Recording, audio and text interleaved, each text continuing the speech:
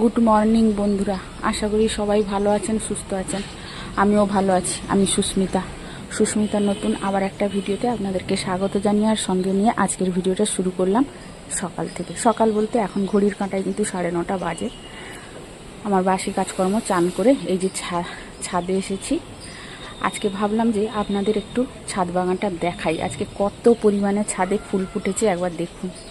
আর এই এত ফুল দেখে কি যে আনন্দ হয় কি বলবো। এই যে দেখুন,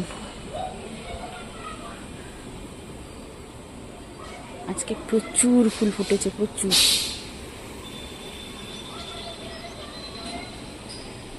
যেদিকে তাকাই শুধু ফুল আর ফুল।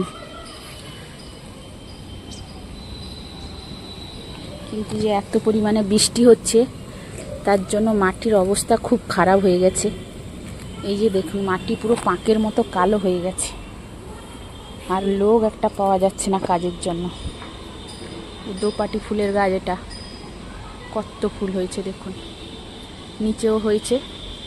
আর কত জোর মেঘ উঠেছে দেখুন, মেঘ পুরো কালো হয়ে এসছে।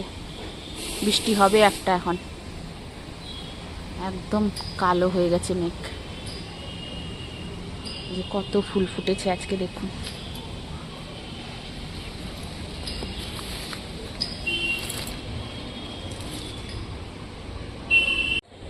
কত বড় বড় কুঁড়িগুলো দেখুন, এগুলো সব কালকে ফুটবে এই গাছটাতে।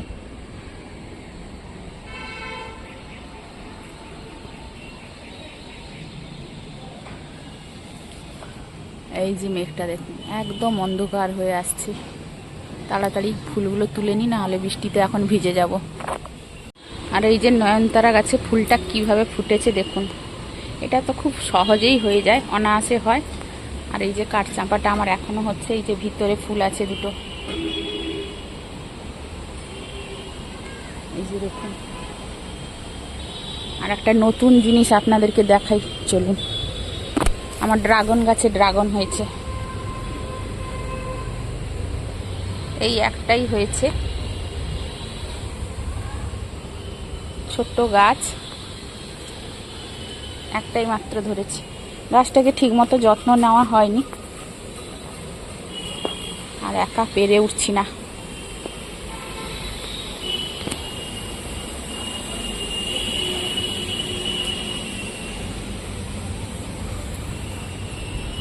এই পাশে ছাদে গাছে ফুল তেমন একটা হয় না, মাঝে মাঝে খুব হয়, না হলে মাঝে মাঝে একদমই হয় না। আর এই যে এই গাছটা, এটা লাল জবা, নর্মাল যেটা না লাল জবা হয়, তো কেটে দিয়েছিলাম, হচ্ছিল না বলে। এই যে ডালা নতুন বেরিয়েছে, তারপরে কিন্তু এই যে কুঁড়ি এসছে। চলুন পুজোটা এবার করে নিই, তারপরে আবার রান্নার ডিউটি আছে।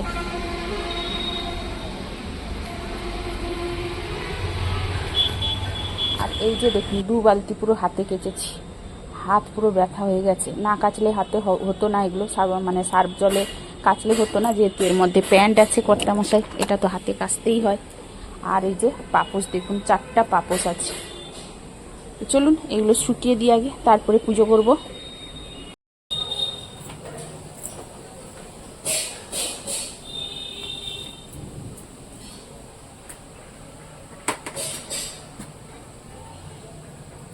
এই যে পাপোশ সব, এতটা ধুলো হয়েছিল কি আর বলবো, গরম জল করে কাচতে হচ্ছে।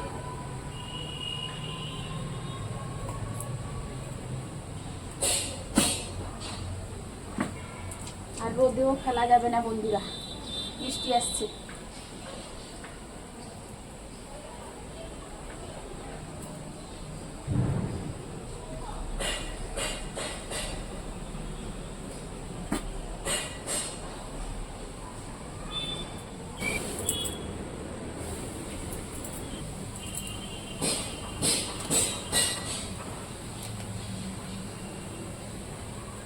এই যে ছেলের সেট ক্যাপ,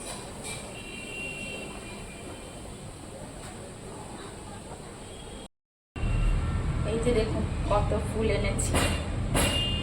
আর এই যে চুনকো জবা, এটা এই ফুলটা আমাকে দেখতে কিন্তু খুব সুন্দর লাগে। এই যে ঝুমকো জবা, আর এতটা এনেছি ফুল। আরও আছে গাছে, তবে যতটা ঠাকুরকে দেওয়ার কথা দিব। গাছেও থাকলে কিছুটা দেখতে ভালো লাগে, তাই জন্য সব ফুল তুলিনি আজকে, অনেকটাই রেখে দিয়েছি। এতটা তুলে এনেছি, আমার ঠাকুরের জন্য যথেষ্ট। চলুন পুজো করে তারপরে আপনাদের সঙ্গে দেখা করছি। আর বন্ধুরা, আপনারা অবশ্যই আমার সাথে থাকবেন, পাশে থাকবেন। বন্ধুরা, চালটা অনেকে খেতে ভালোবাসেন, কিন্তু কেউ কাটতে পারে না, অনেকে কাটতে ভয় করে। তো আমিও প্রথম প্রথম কাটতে পারতাম না, কিন্তু এখন শিখে গেছি। আর চালটা কাটা কিন্তু খুব সহজ। প্রথমে যে খোলাটা, এই যে খোলাটা, এর মাথা থেকে কাটতে হবে। এই যে দেখুন,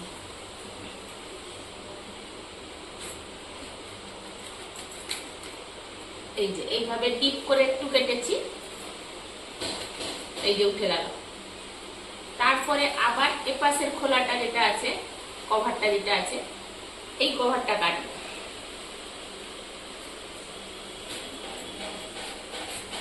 মাথা থেকে একটু ডিপ করে কাটলেই কিন্তু সহজে বেরিয়ে যাবে।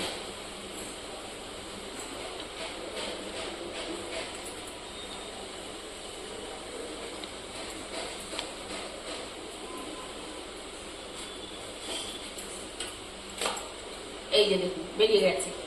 তারপরে আবার যেটা উপরে আছে সেটা কাটবো।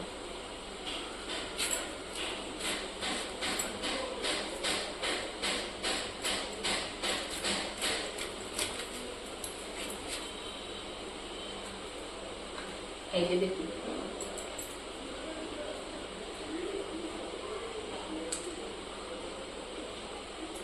তারপরে আবার যেটা উপরে আছে সেটা কাটবো।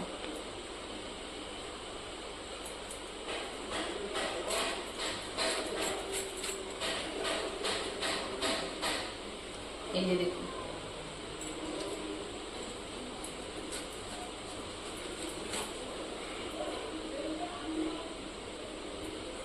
এই যে দেখুন ফুলটা কত সহজে বেরিয়ে। আর এইভাবে চালটা কাটলে খুব তাড়াতাড়ি কিন্তু কাটা হয়ে যায়। আর ছাড়ানোটা প্রথমে কিন্তু যে এর কিন্তু ভেতরের ছালটাও ছাড়াতে হবে, ওপরের খোসাটাও ছাড়াতে হবে।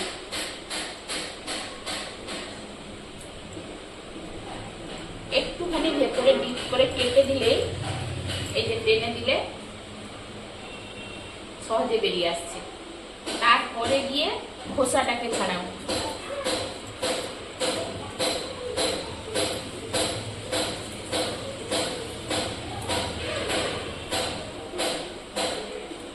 এইভাবে ছাড়ালে খুব তাড়াতাড়ি ছাড়ানো হয়ে যায়। আর চালটা ছাড়িয়ে কিন্তু কখনো সঙ্গে সঙ্গে জলে ফেলে দিবেন না, তাহলে কিন্তু চালটাটা লালা লালা টাইপের হয়ে যাবে। একে প্রথমে রাখবো, সবকিছু ছাড়ানো হয়ে যাওয়ার পরে যখন রান্না করতে যাব তখন কিন্তু জলে ভেজাবো। এইভাবে তরকারি রান্না করলে চালটার টেস্টও ভালো হবে আর খেতেও ভালো হবে। এই যে দেখুন, চালটা ছাড়িয়ে কিন্তু জলে সেদ্ধ করে নেব একটু নুন আর হলুদ দিয়ে। আর কিছু দেব না, নুন হলুদ দিয়ে একটু সেদ্ধ করে নিব। সেদ্ধ করে মিনিমাম 3-4 দিন এইভাবে রাখা যেতে পারে। চালটা চিংড়ি মাছ দিয়ে টক করলেও ভালো লাগে, সর্ষে বাটা দিয়ে খালি টক করলেও ভালো লাগে, আবার কিন্তু চিনি দিয়ে চাটনি করলেও বেশ ভালো লাগে। তবে আজকে আমি একটু চাটনি করব, আর টকের জন্য কিছুটা সেদ্ধ করে রেখে দিব। চিংড়ি মাছ এলে তারপরে টক করব। তো এটা সেদ্ধ করে নিই, আর এদিকে ভাতও বসিয়ে দিয়েছি। আর আজকে এই যে চিংড়ি মাছ নিয়ে এসছে, একটু বড় বড় সাইজের চিংড়ি মাছ, এগুলোকে মালাইকারি করব। আর এই যে কচু, মান কচু না কি বলে, বড় বড় যেগুলো, সেইগুলোকে সেদ্ধ করে রেখেছি, নুন হলুদ দিয়ে সেদ্ধ করে নিয়েছি। এটাকে কিন্তু লঙ্কা দিয়ে ভাজবো, লঙ্কা দিয়ে ভাজলে কিন্তু খেতে দারুণ লাগে। তো এটাকে করব, আগে চালতাটা হয়ে যাক সেদ্ধ। এই যে ঢাকা দিয়ে দিয়েছি, হতে থাকুক।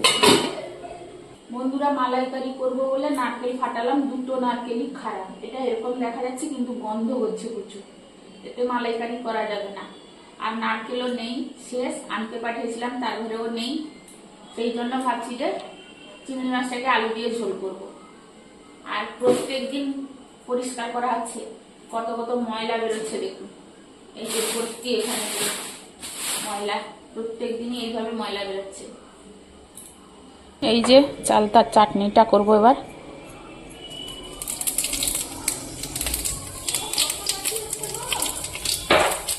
পাঁচ ফোড়ন দিয়ে দিলাম, শুকনো লঙ্কা দিয়ে দিলাম, কাঁচা লঙ্কা একটা দিয়ে দিলাম। এই যে এতটা চালটা হয়েছে, কিন্তু এতটা দিব না।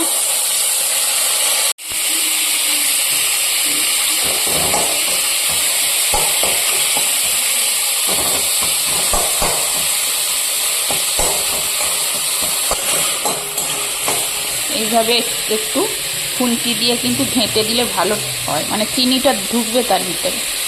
এবার জল দিয়ে দিব।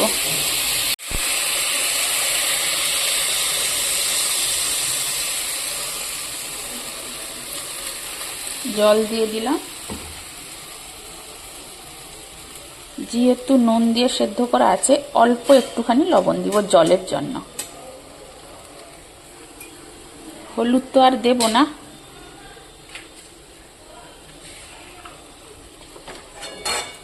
চিনি দেব না, গুড় দিয়ে চাটনি করব। এই যে গুড়টা আছে, এই গুড়টা দিয়েই কিন্তু চাটনি করব। আর ফ্রিজ থেকে বার করতে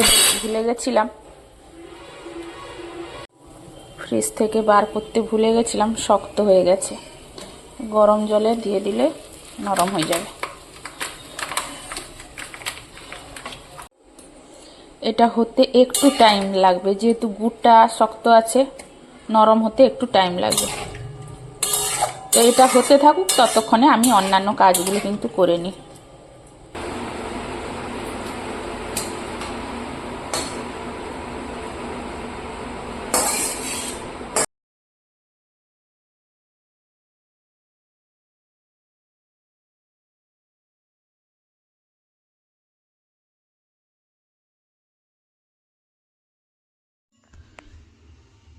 চালতার টক হয়ে গেছে। এবার কিন্তু মানকচু ভেজে নিলাম, সেদ্ধ করে রেখেছিলাম নুন হলুদ দিয়ে, তো সেটাকে কিন্তু লঙ্কা গুঁড়ো দিয়ে ভেজে নিলাম। তারপরে করে নিচ্ছি এই যে চিংড়ি মাছের তরকারি। আর বন্ধুরা, এত নয়েজ আসছে যে বাইরের থেকে, সেই জন্য ভাবলাম যে আর ভয়েস দেব না, তো ডাইরেক্ট তো আপনাদেরকে ব্যাক ক্যামেরাই শোনাবো। তো সেই জন্য কিন্তু আর কোনো ভয়েস দিচ্ছি না, ব্যাক ক্যামেরায় আপনাদেরকে ভয়েসটা দিয়ে শোনাচ্ছি। তারপরে কিন্তু এই যে রান্না আমার কমপ্লিট হয়ে গেছে। ওইদিকে চিংড়ি মাছের তরকারিটা বসিয়ে দিয়ে ভাবলাম যে এইদিকে ফ্রিজটা একটু পরিষ্কার করে নিই, কারণ আর পুজোর কটা দিন মাত্র বাকি আছে। কাজ কিন্তু শেষ কিছুতেই হচ্ছে না। সংসারে যতই কাজ করি না কেন, কাজের শেষ হয় না, একটার পর একটা কিন্তু চলতেই আছে। তো যাই হোক, ফ্রিজটা একটু আলতো হাতে বাইরের দিকটা পরিষ্কার করে নিলাম। আর এই ফ্রিজের যে পাল্লাটা আছে, মানে যেটা চাপা দেওয়া হয়, তো ওর মুখের কাছে যে রাবারটা থাকে না, ওইটা বড্ড কালো হয়ে যায়। ওটাকে কিন্তু খুব ঘন ঘন মুছে নিতে হয়। তবে হ্যাঁ, বেশি টাইট করে ঘষে নিলে কিন্তু রাবারটা নষ্ট হয়ে যায়। তো সেই মতো আলতো হাতে আমি ঘষে নিয়ে তারপরে চলে এলাম। এই যে একটা বেড কভার ভিজিয়েছিলাম, সেটা কেচে নেবো। আর এই বেড কভারগুলো একটু গরম জলে না কাচলে ময়লা ছাড়ে না। এটা নিচে মেয়ে পড়তে বসে সোফায়, তো সেই সোফায় পাতানো থাকে বলে অনেকটাই ময়লা হয়ে গেছিলো। তো তাই ভাবলাম যে একটু গরম জল করে কেচে নিই। আর যেসব বন্ধুরা আমার ভিডিওটি এতক্ষণ দেখছেন, তাদেরকে একটাই কথা বলবো যে ভিডিওটির কোনো অংশে যদি এতটুকু ভালো লেগে থাকে, তাহলে অবশ্যই একটা ছোট্ট করে কমেন্ট করে দিয়ে যেতে কিন্তু ভুলবেন না। আর আজকের মতো ভিডিওটা তাহলে এখানেই শেষ করছি। সবাই ভালো থাকুন, সুস্থ থাকুন।